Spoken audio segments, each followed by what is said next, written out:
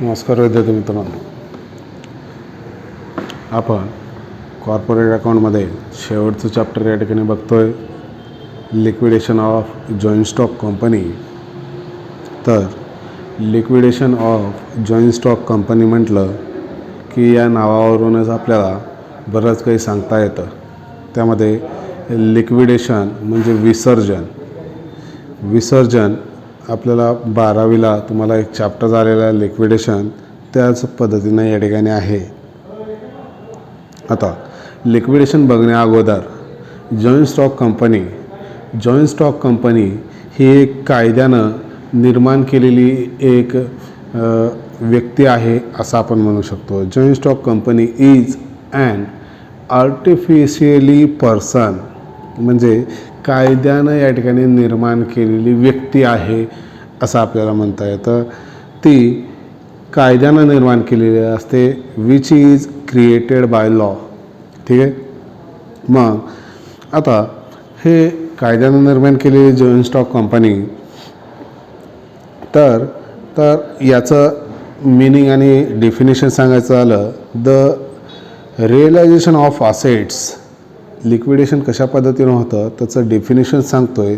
The realisation of assets, the discharge of liabilities and its distribution of surplus among its shareholder with a view of bring about the dissolution is known as winding up. आता लिक्विडेशनची या ठिकाणी व्याख्या सांगायचं झालं तर एक साधी सरळ व्याख्या या ठिकाणी सांगण्यात आलेली आहे. रिअलायझेशन ऑफ असेट्स म्हणजे असेट्स तुमच्या जे आहेत, संपत्ती जी आहे त्याचं रिअलायझेशन म्हणजे 50,000चे असेट्स आता आपल्याला वाइंडिंग अप करायचं, लिक्विडेशन करायचं, त्यावेळेस समजा 45,000ला जात असेल, हे 45,000 अशा बऱ्याच या ठिकाणी असेट्स मिळून तुमची संपत्ती किती रुपयाची होते त्याला रिअलायझेशन ऑफ असेट्स असं म्हटलं जातं. The discharge of liabilities, liability जे काही आहे त्यांचं देणं, त्यांचं या ठिकाणी देणं, मग त्यामध्ये सेक्युअर क्रेडिटर्स, अनसेक्युअर क्रेडिटर्स, त्यानंतर डिबेंचर होल्डर असेल, त्याचं रेम्युनरेशन असेल, एक्सपेन्सेस असतील, हे देऊन या ठिकाणी जे काही उरतं ते शेअर्स होल्डरमध्ये वाटणं. मग पुढं सांगितलं and distribute of the surplus among its shares holder with a view brings of dissolution, म्हणजे या ठिकाणी विसर्जनच्या वेळेस या पद्धतीनं, म्हणजे असेट्सपासून आपल्याला किती येते, त्यानंतर रक्कम द्यायची किती आहे, लायबिलिटी किती आहे ते देऊन जर शिल्लक उरलं तर या ठिकाणी शेअर्स होल्डरमध्ये वाटायचं आणि या पद्धतीनं या ठिकाणी तुमचं डिझॉल्युशन होतं किंवा लिक्विडेशन होतं आणि तुमचं व्यवसाय या ठिकाणी बंद होत असतो असं आपल्याला म्हणता येतं. या पद्धतीनं या ठिकाणी लिक्विडेशन आहे. आता हे लिक्विडेशनच्या काही पद्धती आहेत. त्या पद्धती या ठिकाणी एक compulsory winding up by court, म्हणजे कंपल्सरी वाइंडिंग अप होतं ते कायद्यानं, कोर्टानं या ठिकाणी आदेश देऊन वाइंडिंग अप केलं जातं. आणि दुसरं आहे व्हॉलंटरी वाइंडिंग अप, म्हणजे ऐच्छिक वाइंडिंग अप आपण त्याला म्हणतोय.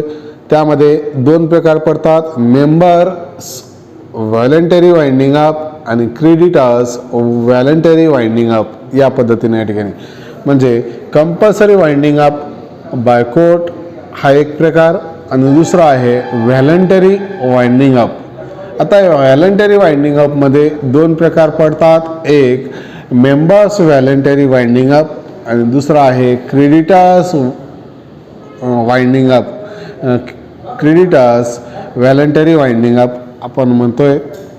आता compulsory winding up by court म्हटलं तर या ठिकाणी कोर्ट या ठिकाणी आदेश देत असतो किंवा तुमचा व्यवसाय या ठिकाणी व्यवस्थित चालत नाही, मग कोर्टामध्ये या ठिकाणी एक ॲप्लिकेशन पडते, पिटिशन पडत असते.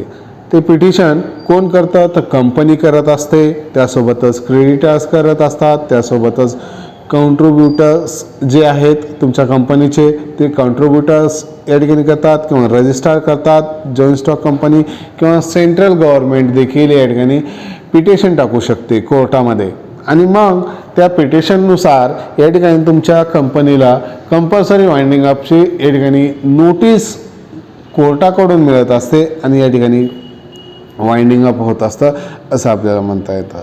आणि व्हॉलंटरी वाइंडिंग अप म्हटलं तर दोन प्रकार, मेंबर्स व्हॉलंटरी वाइंडिंग अप आणि क्रेडिटर्स व्हॉलंटरी वाइंडिंग अप.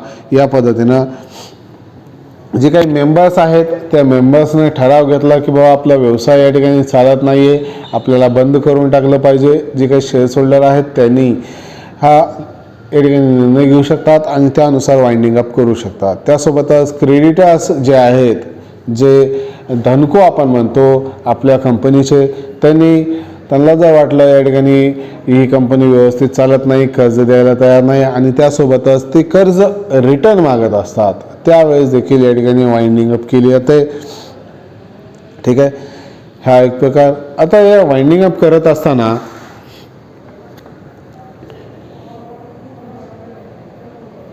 त्याची प्रोसेस कशी आहे, हे वाइंडिंग अप करायचे किंवा लिक्विडेशन करायचं आहे, तर डायरेक्टर्सची एक मीटिंग होत असते.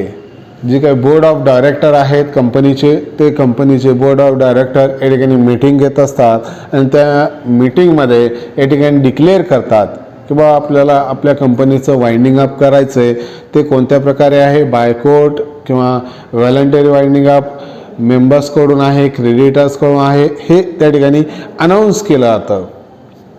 आणि अनाऊन्स करून हे जनरल मीटिंगमध्ये अनाऊन्स केलं जातं.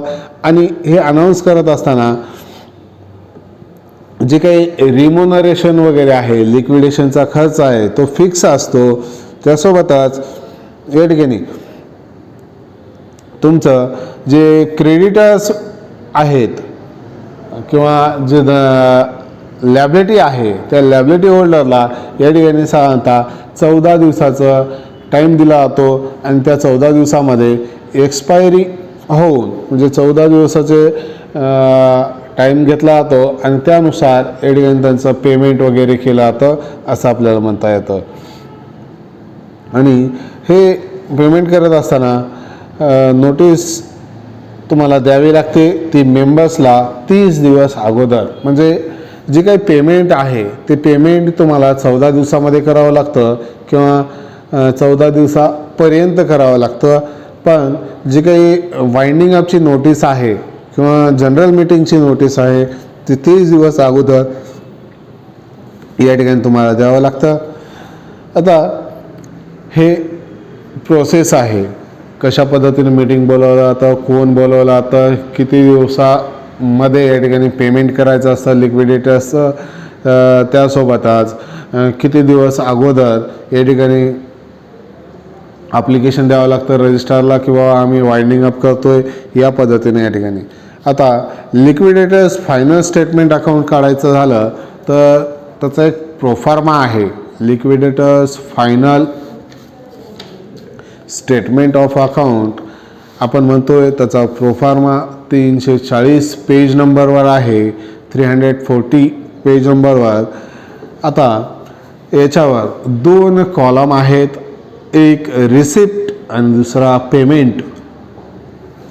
जसं प्रॉफिट अँड लॉसचा आपण डेबिट साईड आणि क्रेडिट साईड म्हणतोय किंवा त्याला इन्कम आणि एक्सपेंडिचर म्हणतोय, तसंच या ठिकाणी रिसिप्ट आणि पेमेंट आहे. रिसिप्ट साईड हे लेफ्ट हँड साईडला आहे तुमच्या पेजच्या, तर राईट हँड साईडला पेमेंट आहे असं आपल्याला म्हणता येतं. या ठिकाणी receipt side and payment side, receipt side are recorded on the left hand side and payment are recorded on right hand side. आता या ठिकाणी रिसिप्ट साईड इकडं येते डाव्या हाताकडं, तर उजव्या हाताकडं या ठिकाणी पेमेंट साईड येते. रिसिप्ट साईडमध्ये कोणकोणते आयटम येतात ते एकदा बघून घ्यायचं आहे. पहिल्यांदा कॅश अँड बँक बॅलन्स येतं, त्यानंतर रिअलायझेशन ऑफ असेट्स येतं, मग असेट्सचं कोणकोणते रिअलायझेशन झालेत ते, त्याच्यामध्ये बऱ्याच असेट्स आहेत आता, ज्या ज्या असेट्स रिअलायझेशन झाले ते. त्यानंतर आहे surplus received from secure creditors. Surplus received from secure creditors या पद्धतीनं एक आयटम आहे. तो कोणता आहे, कशा पद्धतीने आहे ते सांगतोय मी नंतर. त्यानंतर कॉल इन एरियस रिकवर्ड, आणि तिसरा आहे किंवा कॉल ऑन शेअर्स, या ठिकाणी तो एक आयटम येतो. इकडं पेमेंट साईडला पहिल्यांदा सेक्युअर क्रेडिटर्स, त्यानंतर कॉस्ट ऑफ लिक्विडेशन, त्यामध्ये लिक्विडेटर्स रिम्युनरेशन आहे, लिक्विडेशन एक्सपेन्सेस आहे. त्यानंतर प्रिफरन्शियल क्रेडिटर्स आहे, त्यानंतर डिबेंचर होल्डर आहे, त्यानंतर अनसेक्युअर क्रेडिटर्स आहे, त्यानंतर रिफंड ऑफ कॅपिटल, त्याच्यामध्ये प्रिफरन्स शेअर्स कॅपिटल, त्यानंतर इक्विटी शेअर्स कॅपिटल. आता एकदा रिपीट करून घेतोय. रिसिप्ट साईडला पहिल्यांदा कॅश बॅलन्स, त्यानंतर असेट्स रिअलायझेशन किंवा रिअलायझेशन ऑफ असेट्स, त्यानंतर कॉल इन एरियस, त्यानंतर कॉल ऑन शेअर्स. हे 4 आयटम रिसिप्ट साईडला येतात. ठीक आहे. आता पेमेंट करत असताना म्हणजे रिसिप्ट साईडला आलं, रिसिप्ट साईडचं आपले असेट्स वगैरे गोळा झाले, हे एवढं भांडवल माझ्यापाशी गोळा झालं आहे, आता द्यायचे मला पैसे. मग त्यावेळेस या ठिकाणी याच क्रमानं तुम्हाला रक्कम द्यावी लागेल. एकही ॲटम खाली वरी होता कामा नये. ठीक आहे. मग पहिल्यांदा अमाऊंट द्यायचे सेक्युअर क्रेडिटर्स.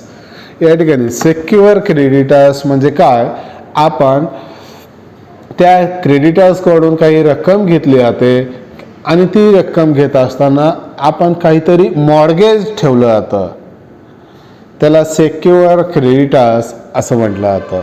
त्याला फुल्ली सेक्युअर क्रेडिटर्स असं देखील आपण म्हणू शकतो.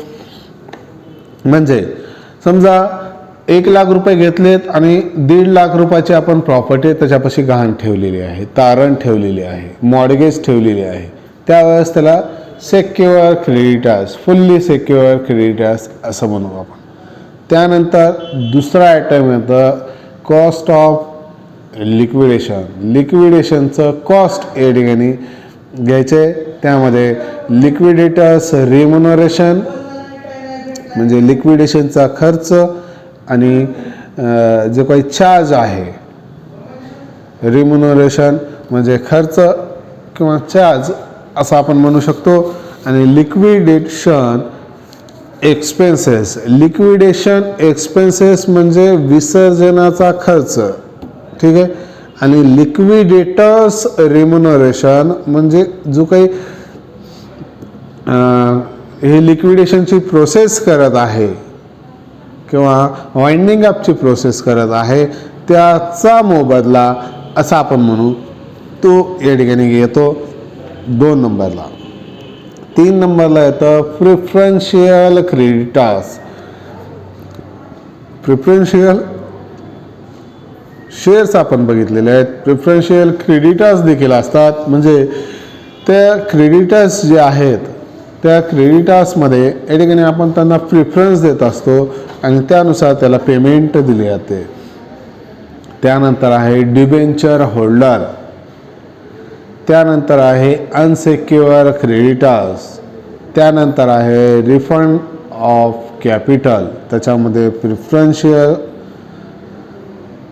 होल्डर आणि इक्विटी शेअर्स होल्डर. पहिल्यांदा सेक्युअर क्रेडिटर्स, पुन्हा लिक्विडेशन्स कॉस्ट म्हणा किंवा cost of liquidation 2 number. 3 number preferential creditors, त्यानंतर 4 number debenture holder, 5 number unsecure creditors, त्यानंतर 6 नंबर रिफंड ऑफ कॅपिटल, त्याच्यामध्ये 1 नंबर 100% प्रिफरन्स शेअर्स होल्डर आणि त्यानंतर इक्विटी शेअर्स होल्डर. या पद्धतीने या ठिकाणी आहे. आता जो 2 नंबरचा पेमेंट साईडचा आयटम आहे तो कॉस्ट ऑफ लिक्विडेशन, त्याच्यामध्ये लिक्विडेटर्स रिम्युनरेशन आहे. आता लिक्विडेटर्स रिम्युनरेशन हेच एक फॉर्म्युला आहे. तो फॉर्म्युला पेज नंबर 341 या पेजवर आहे. मग रिम्युनरेशनचा फॉर्म्युला आहे amount available into rate divided by 100 plus rate. पुन्हा एकदा रिपीट करतोय, रिम्युनरेशन इज इक्वल टू अमाऊंट किती अवेलेबल आहे इंटू रेट जो काही दिला आहे रिम्युनरेशनचा तो गुणिले करायचं आहे, याला दोघांनाही भागिले 100 प्लस रेट. या पद्धतीने या ठिकाणी रिम्युनरेशन काढलं जातं. ठीक आहे.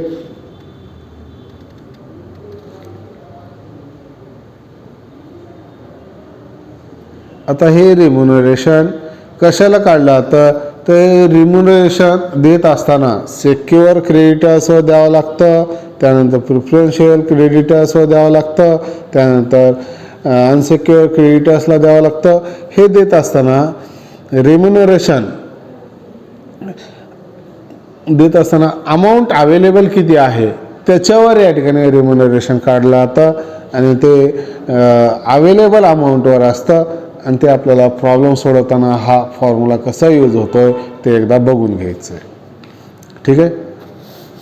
या पद्धतीने ही थिअरी आहे liquidation of joint stock company. Liquidation म्हणजे काय, विसर्जन, winding up. Joint stock company ही कायद्याने एक निर्माण केलेली व्यक्ती आहे, ते कायद्यानं निर्माण केलेली असते. या पद्धतीने आपण त्याच्यावर माहिती सांगू शकतो. लिक्विडेशनचे प्रकार आहेत ते मी सांगितलेलं आहे. ठीक आहे. ह्या सर्व गोष्टी या लेक्चरमध्ये कंप्लीट होतात. त्यानंतर लेक्चरला आपण प्रत्यक्ष प्रॉब्लेम बघू आणि प्रॉब्लेम सोडवण्याचा प्रयत्न करू. ठीक आहे. धन्यवाद.